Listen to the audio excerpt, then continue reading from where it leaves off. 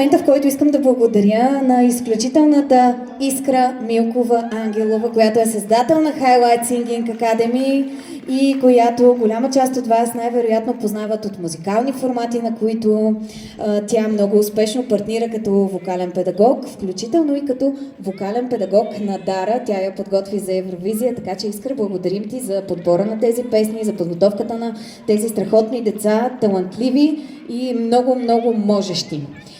Следва да чуем още едно много талантливо и много можещо дете, което ще ни изпълни песен, която завладя сърцата на цяла България, че и на цяла Европа през 2007 година.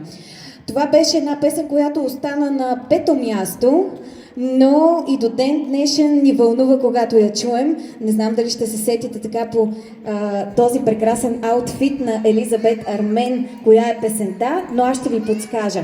Става въпрос за изключителната песен "Вода". Елизабет Армен.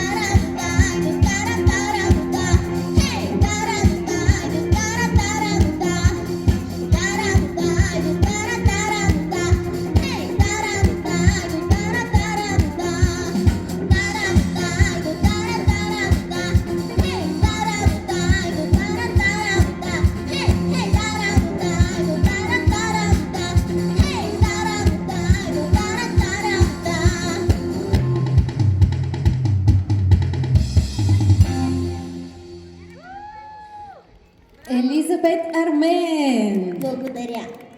Страхотна беше. Поздравления за начина, по който изглеждаш и за начина, по който представи песента. Остани наблизо, защото отново ще те посрещнем на сцената. А сега